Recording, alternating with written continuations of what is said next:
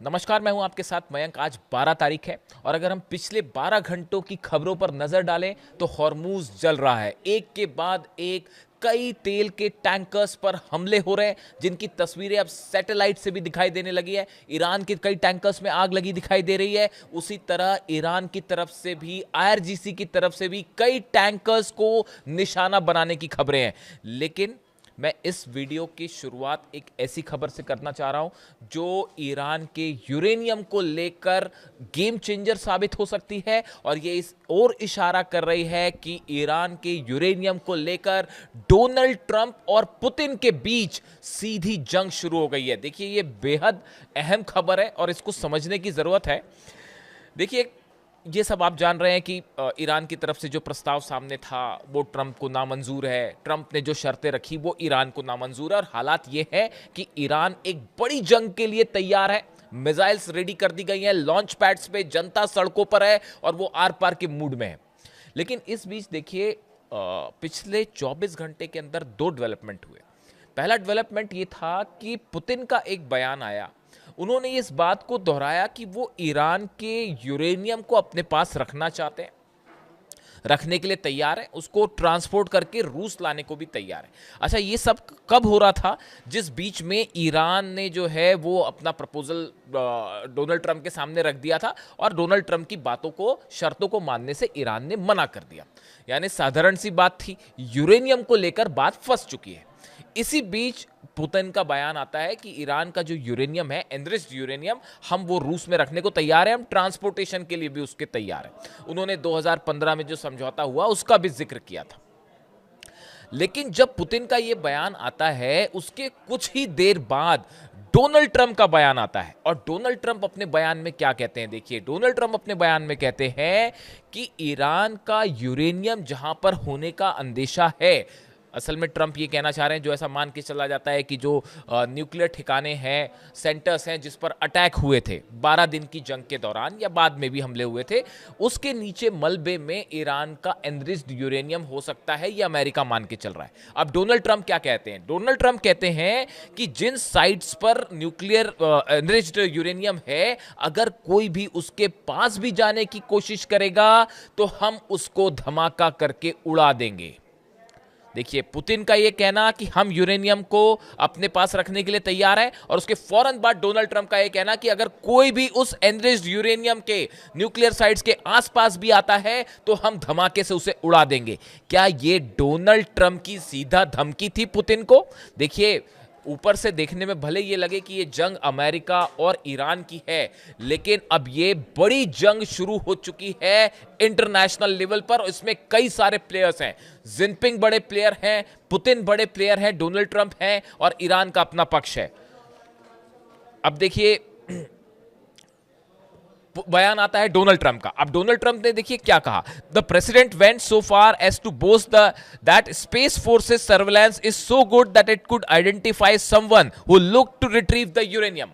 इन्होंने कहा, Donald Trump ये कह रहा है कि हमारे सैटेलाइट्स जो हैं वो ईरान के उन ठिकानों के ऊपर नजरें बनाए हुए हैं जहां पर यूरेनियम हो सकता है, और अगर उसको वहां पर कोई उसके आसपास भी आया, उसे हटाने की कोशिश हुई तो हम उड़ा देंगे।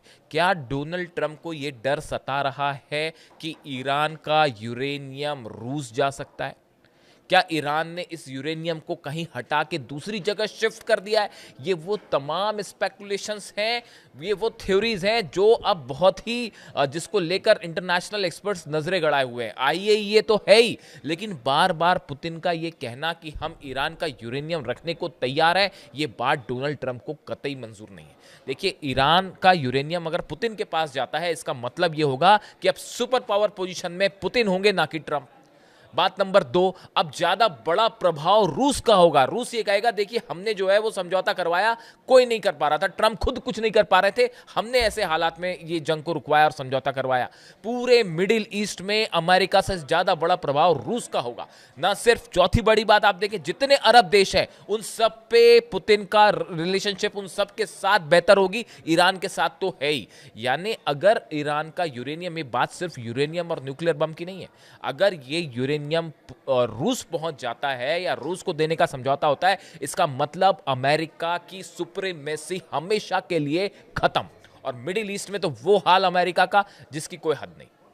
देखिए यही वजह है कि डोनाल्ड ट्रंप किसी भी सूरत में यूरेनियम को रूस के हाथों सौंपने के लिए तैयार नहीं होंगे। बात नंबर एक। अब देखिए दूसरी बड़ी चीज है, ईरान की तरफ से बात साफ कर दी गई है कि मैं आपको पहले ही कह रहा था कि किसी तरह की कोई डील नहीं हो सकती, ये सिर्फ टाइम बाइंग एक सिचुएशन है। अपने नफे नुकसान के हिसाब से डोनाल्ड ट्रंप कभी सीज फायर कर देते हैं, कभी शेयर मार्केट ऊपर बढ़ाना हो तो बयान दे देते हैं कि अच्छी बातचीत चल रही है, और फिर कभी जो है ज़रूरत पड़ी तो धमकी देने लगते हैं। तो ये सिर्फ जो है अपने फायदे नफे नुकसान के मुताबिक वो अपने बयान दे देते। मैंने आपको पहले से ही कहा था कोई डील नहीं होगी। आपको ईरान की जनता का मूड समझना होगा। ईरान की जनता, आप सड़कें देखिए वहां की, रात को क्या हाल होता है। बीती रात लाखों लोग, हर रात की कहानी है, लाखों लोग सड़कों पे आते हैं, और ऐसा गुस्सा मैंने, आप देखें बड़ी बड़ी रेवोल्यूशंस जो होती हैं उस समय ये सिचुएशन होती है। अगर आप दुनिया की बड़ी बड़ी रेवोल्यूशंस की बात करें, रशिया की, फ्रांस की,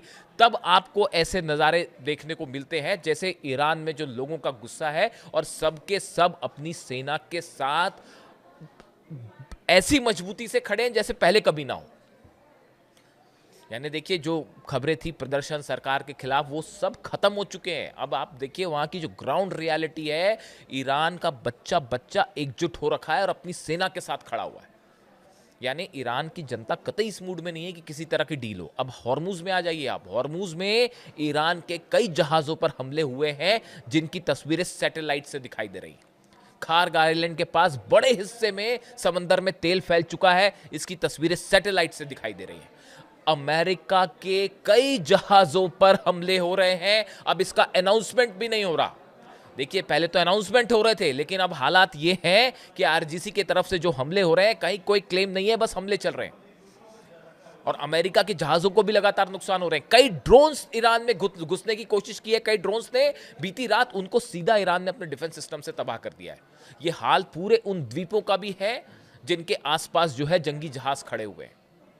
यानी आप देखिए पूरे मिडिल ईस्ट में ईरान के आसपास वो हालात हैं जो सिर्फ इस ओर इशारा कर रहे हैं कि यहाँ से बड़ी जंग के अलावा और कोई रास्ता नहीं है। अब देखिए इसके अलावा दो तीन अहम बड़ी खबरें हैं। एक तो ईरान और रूस के विदेश मंत्री भारत आ रहे हैं। ब्रिक्स समिट में विदेश मंत्रियों की बैठक होनी है। इसमें हिस्सा लेने के लिए नई दिल्ली आ रहे हैं अब्बास अराक्ची साहब और रूस के विदेश मंत्री लावरोव। देखिए अब्बास अराक्ची साहब को पहले भी भारत आना था, लेकिन जंग की वजह से वो नहीं आ पाए। वो बायलैटरल मीट थी, बायलैटरल दौरा होना था वो दोनों देशों के बीच में, लेकिन अब ये ब्रिक्स की समिट के लिए आ रहे हैं। लेकिन अब्बास अराक्ची का भारत आना स्पेकुलेशन है इस बात के लिए कि भारत में रूस और ईरान के दोनों के विदेश मंत्री के होने के बाद भारत की ऑयल पॉलिसी, कैसे ऑयल इंपोर्ट किया जाए, कौन सा एक ऐसा रास्ता बनाया जाए जहां पर बिना किसी विवाद के जो है वो ऑयल सप्लाई भारत के लिए जारी रहे, ईरान से इस बारे में बड़ी चर्चा हो सकती है। रूस के विदेश मंत्री भी यहां मौजूद रहेंगे, लावरोव। यानी एक बड़ा स्टैंड तैयार हो सकता है क्लैरिटी के साथ कि आने वाले दिनों में कैसे ईरान का तेल भारत पहुंचे और कैसे रूस का तेल भारत पहुंचे। देखिए ईरान को इस समय सबसे ज़्यादा ज़रूरत है, अपना ऑयल रिजर्व उसके फुल हो रहे हैं। मैंने आपको पहले बताए थे ज़्यादा से ज़्यादा ऑयल जो है ईरान एक्सपोर्ट करना चाह रहा है और सबसे बड़े बायर्स में से एक जो है वो भारत है इस समय। तो अब ये सप्लाई ब्लॉकेड की वजह से उतनी फ्री फ्लो नहीं हो पा रही जैसे पहले थी। तो इसके लिए क्या सॉल्यूशंस हो सकते हैं, क्या रास्ते हो सकते हैं, इस पर एक विस्तार से चर्चा बन सकती है इस यात्रा के दौरान। अब्बास अराक्ची साहब की भारत यात्रा बेहद अहम होगी कई लिहाज से, और ये यात्रा ऐसे समय में हो रही है जब डोनाल्ड ट्रंप चीन की यात्रा पे जा रहे हैं। उनकी जिनपिंग से मुलाकात होगी। देखिए ये विजिट ऐसी होगी जो कि शायद ईरान को लेकर और हॉर्मूज को लेकर एक कोई बड़ा फैसला हो सकता है, और फैसला चीन में हो सकता है। देखिए नुकसान तो बड़ा ज़बरदस्त चीन को भी है, क्योंकि ऑयल मार्केट उसका पूरा इम्पैक्ट हो रहा है, उस पर इकॉनमी पर असर पड़ रहा है। देखिए रूस का ऑयल भी जो है, रूस के ऑयल की डिमांड है, लेकिन जो चेन है सप्लाई वाली वो प्रभावित हो रही है। जिस तरह से जिस रूट से सप्लाई होनी चाहिए वो प्रभावित है। तो ये एक ऐसा क्राइसिस है जिसका पूरी दुनिया पर, अर्थव्यवस्था पर असर पड़ रहा है, और इसके लिए जिम्मेदार है एक राष्ट्रपति की जिद जो अपने जहाज लेके खड़े हुए हैं। ऐसा कई एक्सपर्ट्स की राय है। अब सवाल ये है कि चीन यात्रा डोनाल्ड ट्रंप की, अब्बास अराक्ची और लावरोव की भारत यात्रा, क्या इस बीच किसी एक ऐसा कोई फ्रेमवर्क तैयार हो सकता है जिसको लेकर हॉर्मूज खोलने पर चर्चा हो, या जिसमें हॉर्मूज से कैसे ऑयल सप्लाई जारी रहे इसको लेकर चर्चा हो, इसको लेकर फ्रेमवर्क, इस पर नज़र बनाए रखने की ज़रूरत है। अगले 1-2 दिनों में चीज़ें साफ होंगी। लेकिन देखिए, इसी दौरान खबरें ये हैं कि ईरान ने एक बार फिर बड़ी जंग की तैयारी कर ली है। मुस्तबा खामेनेई ने आदेश दिए हैं अपनी सेना को, मिसाइल्स को लॉन्च पैड्स पे रेडी रखा जाए, ड्रोन्स को तैयार रखा जाए, anti ship missile Abu Mahdi तैयार कर दी गई हैं।